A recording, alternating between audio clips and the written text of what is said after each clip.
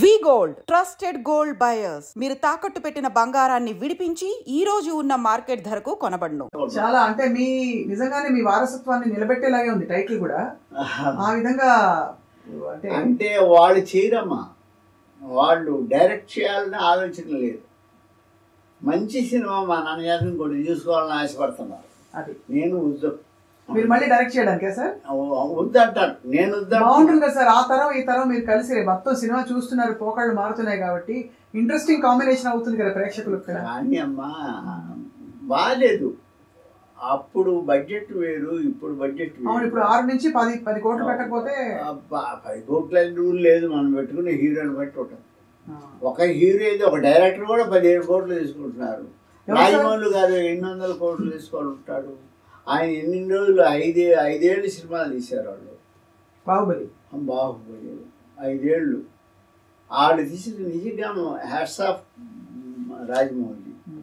ఆయన తీసిన ఈగ సినిమా నాకన్నిటికంటే ఈగ నచ్చింది.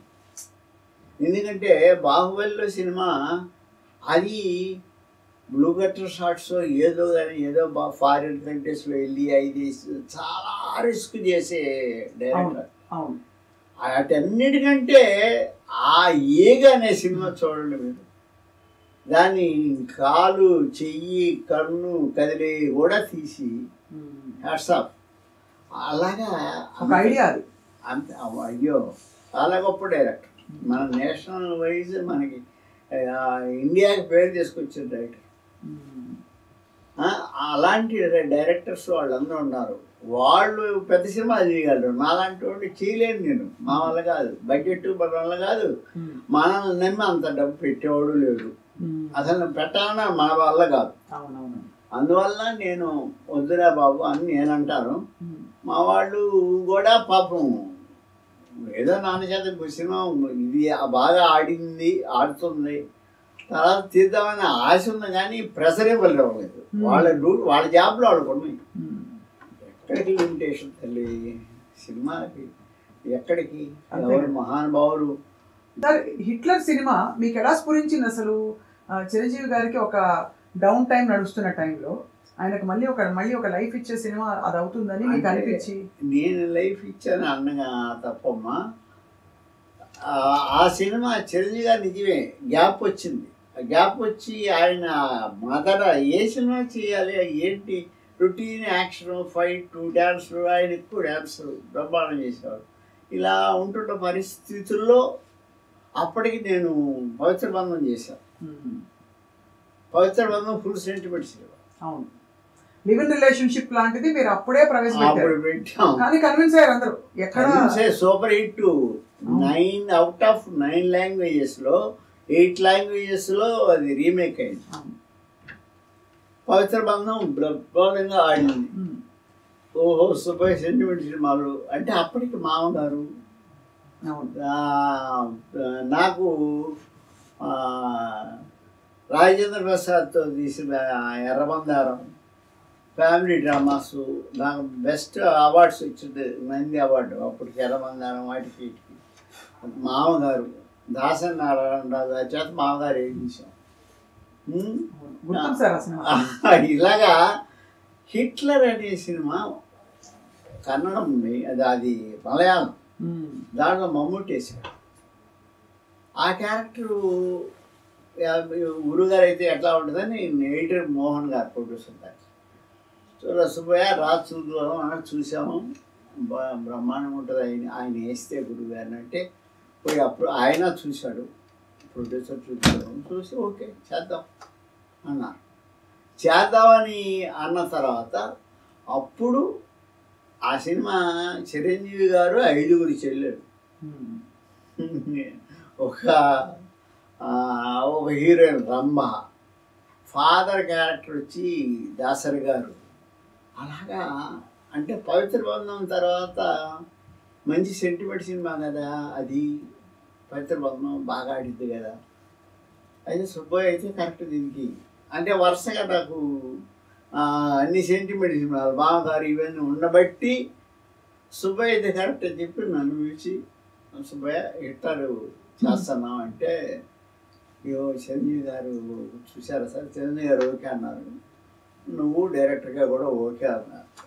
ఆ మహానుభావుడికి మనసులో దండం పెట్టుకొని నేరుగా వెళ్ళి దండం పెట్టి, ఇప్పుడు సినిమా ఇండస్ట్రీలోకి వచ్చిన ప్రతి ఒక్కడు ఏం కోరుకుంటాడు, చిరంజీవి గారికి ఒక సినిమా చేస్తే బాగుండు, అందరు కోరుకుంటారు.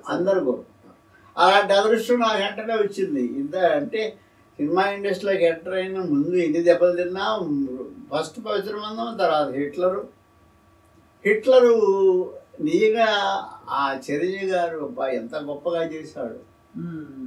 ఆయన 5 చెల్లెళ్ళు, క్లైమాక్స్ కానీ అసలు మెలో డ్రామా, బ్యూటిఫుల్ పిక్చర్, పెద్ద హిట్, 100 days దాటిపోయింది.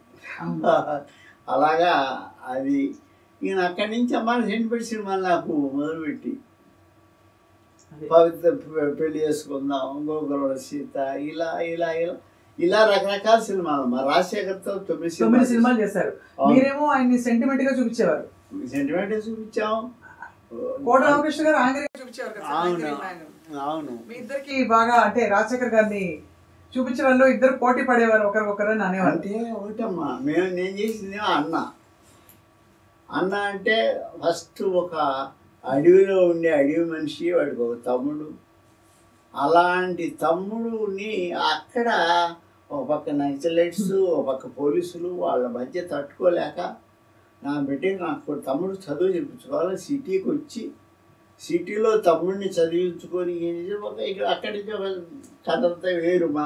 ఒక మర్డర్ అటెంప్ట్ కుర్రోడు చూడడం, ఆడు చూసేటప్పుడు వాళ్ళకి తెలిసి మీరు ఊరిదలు వెళ్ళిపోవాలని చెప్పి రౌడీజం, కొట్టబడడం, పడడం, వాళ్ళు తరివేస్తుంటే ఇంకొక పార్టీ ఏది ఎవరైతే రివర్స్ ఉంటారో వెళ్ళిన గ్రూప్ ఏమో వెళ్ళిపోమంటారు, ఇంకొకరేమో మీరు వెళ్ళడానికి లేదంటారు. అట్టా దాంట్లో తమ్ముడు చచ్చిపోతారు. అప్పుడు నేను వెళ్ళను, మీ ఇష్టం అని చెప్పి ఏమవుతా కానీ చెప్పి ప్రజాసేవ మొదలు పెడతాను.